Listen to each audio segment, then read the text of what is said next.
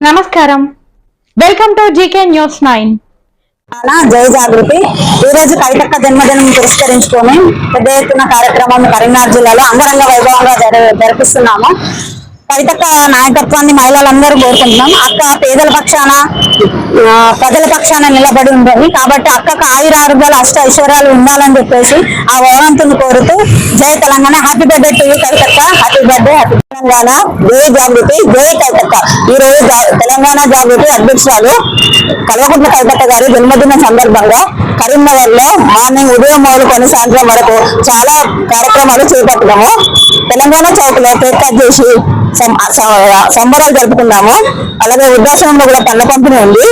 ఖమ్మం జిల్లా వెలుమట్ల గ్రామంలో చాలా పేదలకు ఇండ్లు కూడా కొట్టారు. అదే ప్లేస్ లో మళ్ళీ ఇండ్లు కట్టియాలని అక్కడ ధర్నా చేపట్టి అలాగే దీక్ష కూడా చేపట్టారు. 3 రోజుల దీక్షలో అక్క సాధించుకోవడం జరిగింది పోరాటం చేసి. అలాగే అక్కడే పేదలకు ఇల్లు కట్టించడం కూడా జరుగుతుంది. పేదల పక్షాన నిలబడుతూ ఉంటుంది ఎప్పటికైనా కవితక్కను ప్రజలు ఎన్నుకోవాలి. ఖచ్చితంగా ఫ్యూచర్ లో కవితక్కను సీఎం చేయాలని మేమంతా కోరుకుంటున్నాము. ఖచ్చితంగా కవితక్క సీఎం అవుతారు. జై తెలంగాణ. జై జాగృతి. జై కవితక్క. కవితక్క గారి జన్మదినం సందర్భంగా కరీంనగర్ లో అంగరంగ వైభవంగా వారి జన్మదిన వేడుకలను జరుపుకోవడం జరుగుతూ ఉంది.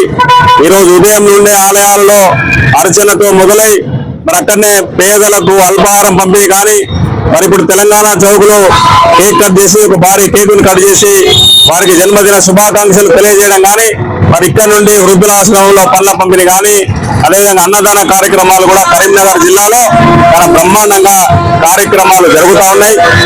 మరి ఆ కార్యక్రమంలో జాగృతి శ్రేణులందరూ కూడా చాలా ఉత్సాహంగా ప్రజలు కూడా చాలా ఉత్సాహంగా పాల్గొంటా ఉన్నారని చెప్పి తెలియజేస్తా ఉన్నాం. మరి అదేవిధంగా కవితక్క మరి మొన్ననే మనం చూసినాం వెలుగుమట్లలో రాజకీయ పార్టీలన్నీ కూడా రాజకీయ డ్రామాలు ఆడితే కవితక్క నాయకత్వంలో మరి అక్కడున్నటువంటి వెలుగుమట్ల బాధితులను తీసుకొని ఉద్యమం చేస్తే ప్రభుత్వమే దిగి వచ్చి వాళ్ళందరికీ కూడా బాధితులకు టోకన్లు పంపిణీ చేసి మేము ఖచ్చితంగా వాళ్ళందరూ కూడా హక్కుదారులు అని చెప్పి గుర్తించేటువంటి స్థాయికి ఈరోజు వచ్చిందంటే అది కేవలం కవితక్క చేసిన ఉద్యమ పోరాట ఫలితమే అని చెప్పి సందర్భంగా తెలియజేస్తా ఉన్నాం. మరి ఈరోజు పేద బడుగు బలహీన వర్గాల కోసం కవితక్క పోరాటం చేయాలంటే మరి భగవంతుడు వారికి ఆరోగ్యాలను అష్ట ఐశ్వర్యాలను ఈ రాష్ట్ర ప్రజల కోసం పనిచేసేటువంటి శక్తిని ఇవ్వాలని చెప్పి ఈరోజు ఉదయం నుండి ప్రజలను కోరుకుంటా ఉన్నాం. భగవంతుని కూడా కోరుకుంటా ఉన్నాం. ఎందుకంటే ఎక్కడ సమస్య ఉంటే అక్కడ కవితక్క పోతా ఉంది. ఈరోజు ప్రజలు కూడా మాకు ఉండేటువంటి సమస్య ప్రతిపక్ష నాయకులకి వెళ్ళిన బీఆర్ఎస్ కు కానీ బీజేపీకి కానీ చెప్పుకుంటే పరిష్కారం కాదు. ఈ ప్రభుత్వాలతో వీళ్ళందరూ ములాఖాతే పనిచేస్తా ఉన్నారు. కేవలం కవితక్కకు మా సమస్య చెప్పుకుంటేనే ఈరోజు పరిష్కారం అవుతుందనేటువంటి నమ్మకం ప్రజల్లో వచ్చింది కనుక ఈరోజు బడుగు బలహీన వర్గాలు పెద్ద ఆశతో ఈ రాష్ట్రానికి కవితక్క సేవ చేస్తే మా సమస్యలన్నీ కూడా పరిష్కారం అయితే అని చెప్పి ఆలోచనతో బడుగు బలహీన వర్గాలు పేద ప్రజలు చూస్తా ఉన్నారు కనుక నేను భగవంతుని కూడా కోరుకునేది ఓకే, ఆమెకు నిండు నూరేళ్లు ఆయుష్ ఇవ్వాలి, ఈ ప్రజల పక్షాన పోరాటం చేసే శక్తిని ఇవ్వాలని చెప్పి కోరుకుంటా ఉన్నాం.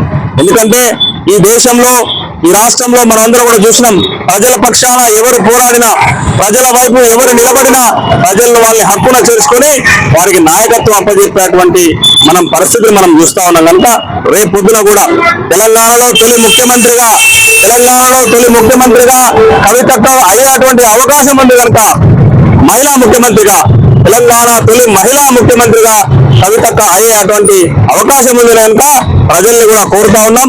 ప్రజల్ని కూడా కవితక్క నాయకత్వాన్ని బలపరిచే విధంగా రానున్నటువంటి రోజుల్లో కవితక్క ఉద్యమ కార్యక్రమాలు కూడా ఉంటాయి. మీరందరూ కూడా జాగృతితో కలిసి రావాలని చెప్పి పేరుగా విజ్ఞప్తి చేస్తా ఉన్నాం. ఈ వీడియో మీకు నచ్చినట్లయితే లైక్ బటన్ క్లిక్ చేయండి. మరిన్ని వీడియోలను పొందడానికి దయచేసి సబ్స్క్రైబ్ చేయండి.